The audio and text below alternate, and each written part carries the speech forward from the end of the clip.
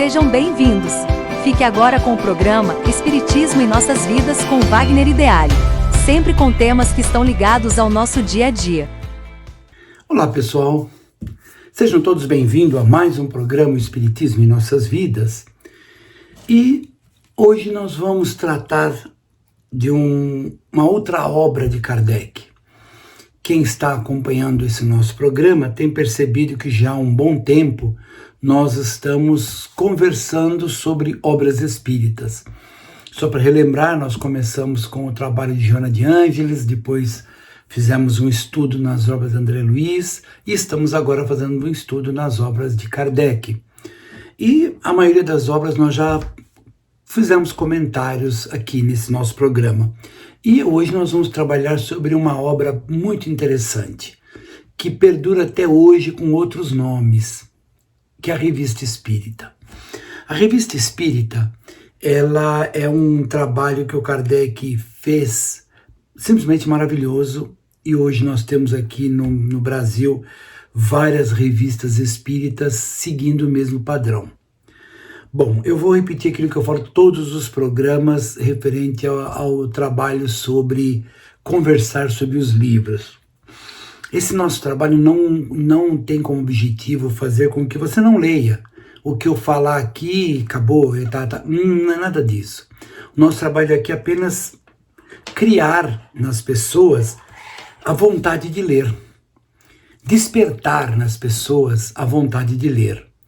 Porque é impossível esgotar o assunto, até porque não teria capacidade para isso. A obra do Espiritismo é gigantesca. Acho que não existe ninguém no planeta Terra com capacidade, a não ser talvez o Cristo, mas ninguém teria capacidade de esgotar o assunto. Quem sabe, quiçá eu, né?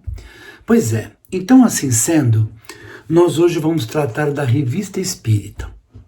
Essa revista, ela era mensal e ela foi escrita a partir de 1858 até 1869. Então você vai ver que ela ficou 11 anos no ar, tudo bancado por Kardec, né? A apresentação da revista, ela foi um marco para o Espiritismo, porque quando você lê um livro aborda um determinado assunto e, vamos dizer assim, vai com uma certa profundidade conversar, estudar, analisar, explicar esse assunto. Uma revista como essa, a Revista Espírita, ela vai abordar inúmeros assuntos com uma análise objetiva, vamos dizer assim, mas uma análise mais curta, mais sintetizada, por assim dizer, e mais abordando inúmeros fatos. Aqui do lado eu tenho o meu notebook, eu vou olhando a sequência que eu quero conversar, né? O que acontece? No século XIX, o mundo estava passando por muitas mudanças, como está acontecendo agora. O mundo naquela época estava saindo de um planeta rural, agrícola somente, para uma transformação industrial e científica muito pesada. Como estamos passando agora de novo, um momento bastante conturbado da humanidade. E naquele momento, vamos dizer, você não tinha, como até hoje, difícil, as pessoas ler livros e mais livros, difícil, principalmente no Brasil. O Brasil é um país que, infelizmente, as pessoas pouco leem. Eu estou na área de ensino há quase 40 anos, como sou professor, e posso dizer que, né, os alunos, são poucos alunos que se interessam em ler. A maioria, principalmente agora com a internet, as pessoas estão buscando as receitas prontas. Você dá uma aula, o aluno presta um pouquinho de atenção, mas depois ele corre na internet, pega um YouTube da vida, que fala daquele assunto, e ali aparece tudo mastigadinho, tudo rápido. Infelizmente, ou felizmente, eu não sei avaliar, está acontecendo isso. Então, naquela época, não era diferente, as pessoas tinham os que gostavam de ler, os que não gostavam. Kardec teve uma esplêndida ideia. Como existe revista para tudo nesse mundo, ele criou a Revista Espírita. E a ideia era consolidar, né, os ensinamentos transmitidos por comunicações mediúnicas, ou por textos intuitivos, textos inspirados, como acontece nas revistas atuais. A Revista Espírita, como ela tinha um objetivo de mostrar a doutrina espírita para a humanidade, na verdade não é para a humanidade, a gente fala humanidade, dá uma impressão que a Revista Espírita foi para o mundo todo. Não, ele ficou circunscrito ali na Europa, né? Naquela Europa tradicional, todo mundo conhece ali, nos mapas você percebe. Não teria nem condição, talvez econômica, de fazer com que essas revistas fossem publicadas em todo quanto é lugar do mundo. Mas era um começo. E essa publicação, e que tem um ponto muito interessante, ela ia de encontro a diferentes tipos de pessoas, de públicos, porque ela tinha uma parte filosófica dentro dela, tem, né, a revista está viva até hoje, uma parte científica, um estudo científico sobre determinados assuntos espíritas, e claro, um contexto moral muito profundo. Eu não falo contexto religioso, até porque a doutrina espírita, ela transcende a uma religião, ela é muito mais do que uma religião. Ela é mais uma filosofia, uma ciência e um contexto moral, ou seja, tudo no espiritismo parte primeiro da nossa mudança moral, para depois ir para um trabalho científico e, portanto, um trabalho filosófico. Com isso, nós temos que os temas que eram mais abordados pela revista, hoje você pode comprar essa revista. Se você for lá na Federação Espírita, você vai ver essa revista encadernada. Eu até tenho aqui 2 encadernações, onde pegaram as revistas, juntaram, fizeram um livro muito interessante. E ali você busca muito material. Dessas revistas sai um livro, que é o assunto do nosso, não o nosso próximo programa, o outro, porque esse programa, a Revista Espírita, vai se utilizar 2 programas nossos, mas o outro é de um livro chamado Obsessão. Ele é dito como escrito por Kardec. Na verdade, as pessoas que se juntaram para fazer esse livro retiraram da Revista Espírita o material, juntou tudo ali e construíram um livro espetacular o livro sobre o problema clássico da obsessão. Pois então, a Revista Espírita, ela vai abordar primeiro, que é o que mais chamava atenção naquela época, são os fenômenos mediúnicos. Então, psicografias, comunicações de espíritos, alguns espíritos famosos que se prontificavam a dar comunicação. Detalhe, Kardec, sempre que havia uma comunicação, ele não aceitava aquela comunicação de pronto como verdadeira, como assim tem que ser todos nós.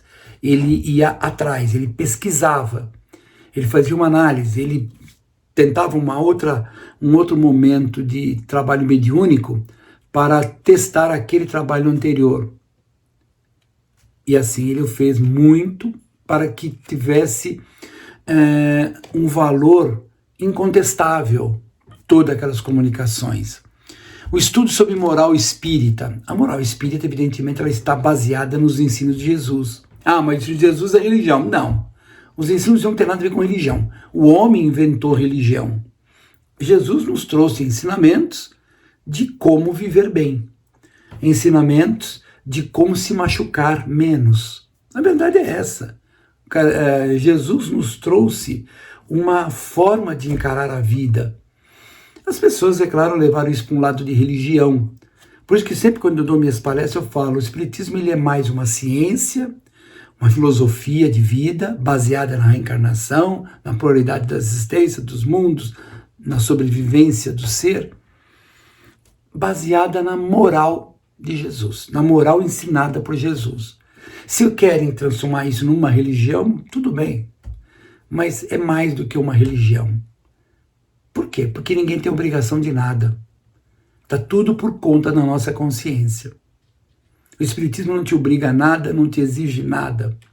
O Espiritismo apenas mostra, isso aqui é o caminho. Você quer? Pode crer, você só vai ter vantagem. Eu sempre falo, uma coisa que um amigo meu falou, e aquilo marcou na minha vida. Ele disse, para que serve o Evangelho? Falei, o Evangelho tem os ensinos de Jesus. Falou, pois é, o Evangelho é um manual de como se machucar menos. Mas é verdade. Quanto mais eu praticar o Evangelho, quanto mais eu viver o Evangelho, menos eu me machuco.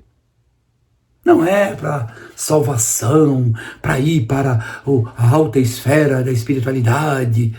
Até porque nós ainda estamos muito longe, é muita pretensão humana achar que numa encarnação nós vamos virar um Francisco de Assis. Imagina. Se nós conseguirmos, numa encarnação de muita luta, subir 2, 3 degrauzinhos na escala evolutiva, tá bom para chuchu. Porque a evolução não é uma coisa simples. A evolução não é simplesmente eu querer, eu tenho que agir, eu tenho que mudar mesmo. Não é mudar para o outro saber que você mudou, é mudar dentro. É muito difícil. Mas eu já sou uma pessoa paciente. Será que é mesmo? A vida vai colocar uma série de coisas no caminho para ver se a gente realmente é paciente, se a gente é equilibrado, se nós estamos amando, se nós estamos perdoando. E na maioria das vezes o resultado é pífio. Nós ainda estamos muito longe disso. Sim, existem pessoas que infelizmente acham que ela já conquistou as altas esferas da espiritualidade. Mas, na verdade, nós estamos engatinhando ainda. Mas não podemos desistir, temos que continuar.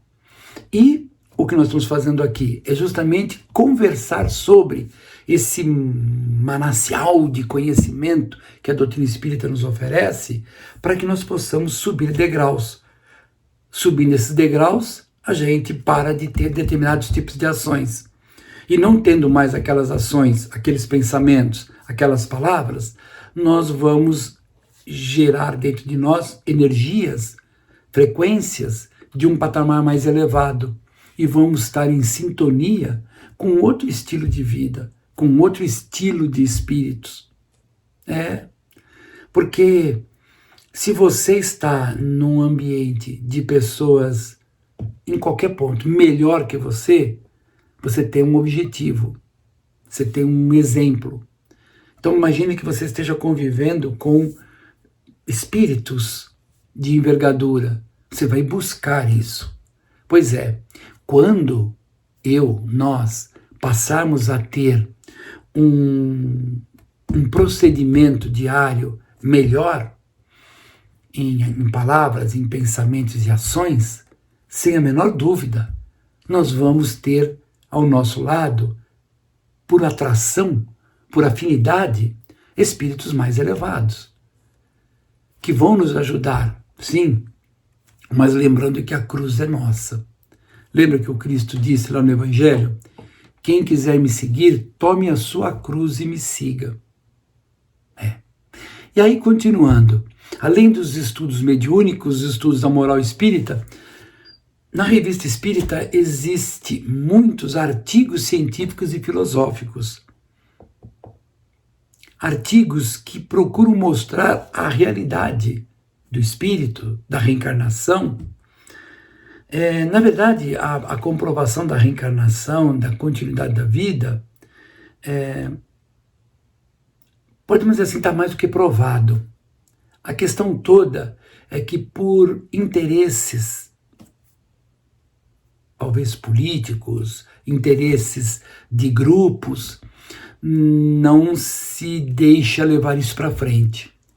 Porque uma análise criteriosa, lógica, vai mostrar que sim, realmente a vida continua. Agora, você fala, mas cadê a prova científica? É uma questão de encontrar o método adequado. Não é qualquer método que você vai conseguir fazer isso. Da mesma forma, provar a mediunidade. Da mesma forma, provar a existência de Deus. Existe um método, e esse método precisa ser muito bem preparado e mostrar. E esse método tem por trás dele uma lógica profunda. Mas vamos lá. Outra coisa que a Revista Espírita fazia, que é muito legal, era respostas a questionamento de leitores e até médiums.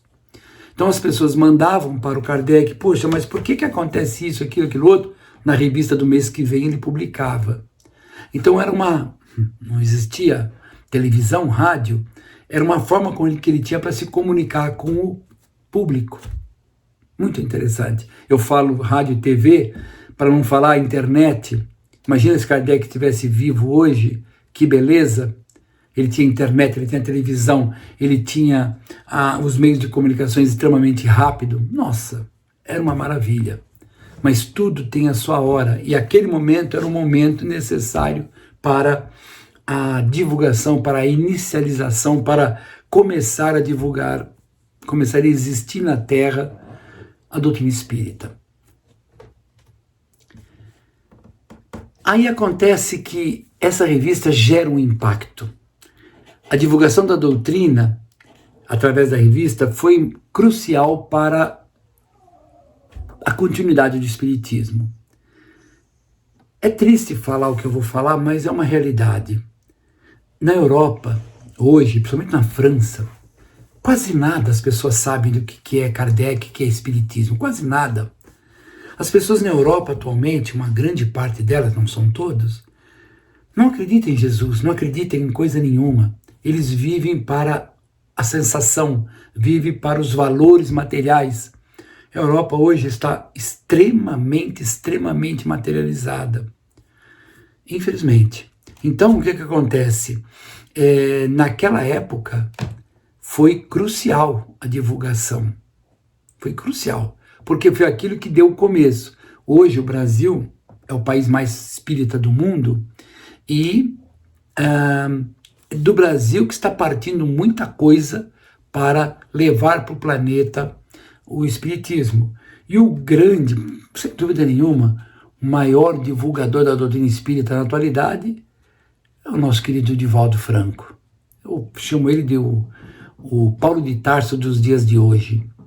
Esse homem andou pelo mundo todo, até em lugares onde o espiritismo era proibido, permitiram ele entrar, desde que ele não falasse demais, foi permitido ele entrar para divulgar de forma bastante controlada os princípios espíritas. Por isso, pessoal, a primeira parte do nosso encontro aqui, nós estamos vendo o que essa revista provocou no mundo e o valor moral, científico e filosófico dela. Se você teve a oportunidade de ter em mãos essa revista e começar a ler, é uma coisa extraordinária o que aconteceu. Pena que a humanidade ainda, muita gente não tem interesse nenhum em estudar o espiritismo, mesmo que seja uma revista que não tem grandes compromissos. É uma revista, como tanta revista, mas ela tem dentro dela um conteúdo extraordinário. E um outro ponto que gerou também muito impacto é a colaboração que essa revista deu ao desenvolvimento mediúnico naquela época. Porque muitos médiums, o mundo inteiro tem médium, hoje é fácil, eu entro na internet, eu tenho tudo escrito lá. E naquela época, como é que fazia? Livros, Kardec não tinha como divulgar os livros da doutrina no mundo todo, não tinha dinheiro para isso. Então, os médiuns careciam de informações, de ensinamentos para trabalhar a sua mediunidade, para educar a sua mediunidade. Porque não se fala no espiritismo em desenvolver mediunidade, se fala em educar a mediunidade, porque ela está lá, o que a gente precisa é educá-la. Quando digo está lá, quer dizer, está dentro de nós, está aqui com a gente. Agora vamos educá-la para que ela possa produzir os frutos que devem ser produzidos. Então esse trabalho da revista para ajudar os médiuns foi um espetáculo também. Pois é. E então vamos ver que a revista espírita é um apanhado de toda a doutrina, mês a mês, em pequenos artigos. Isso fez tanto sucesso, mas tanto sucesso, que nos dias de hoje nós temos uma revista que seria a revista espírita mais antiga do Brasil, que é o Reformador, lá da Federação. Eu tive o prazer de ter 2 artigos meus publicados lá. É difícil ter artigo publicado lá. Eles têm lá um critério bastante rigoroso. Você tem, por exemplo, a revista O Consolador, outra revista que a gente publica com frequência artigos lá. Maravilhoso, tem muito material importante. Você entra no site www.consolador.com.br, você vai ver lá muita coisa e nós damos o nosso pitaco lá com alguns artigos. A própria Fraternal, a qual estamos aqui falando do programa, o site da Fraternal é uma revista online. Tem artigos, tem material, tem um monte de coisa, reportagens, tem um monte de coisa, é uma revista. Então hoje está mais fácil você fazer as revistas online do que as revistas em papel. Fica caro e online é muito mais fácil, né? Você entra lá, lê, estuda e não vamos sujar mais o planeta, não vamos gerar mais incômodo para a nossa querida natureza. Eu citei 3 revistas só, mas se você escrever lá na internet revistas espíritas, vai aparecer um monte delas, uma mais interessante que a outra, com muito material para ser estudado. Confesso que quando eu vou dar uma palestra, para eu preparar o material, claro, eu consulto o livro, mas eu consulto muito as revistas espíritas na internet. Confiro bastante, procuro muito material nas revistas, porque a experiência de pessoas diversas é o resultado de trabalho de A, B, C, D, que vai convergir tudo ali naquela revista. Então aquilo fica muito rico. E é isso aí. Nós vamos parando por aqui. Semana que vem nós vamos continuar esse assunto. E na outra semana, não esqueçam, nós vamos falar sobre obsessão. São 2 programas e é muito profundo o trabalho que nós preparamos para falar sobre o livro Obsessão, de Allan Kardec. Fiquemos todos na paz do Divino Mestre e até o próximo programa.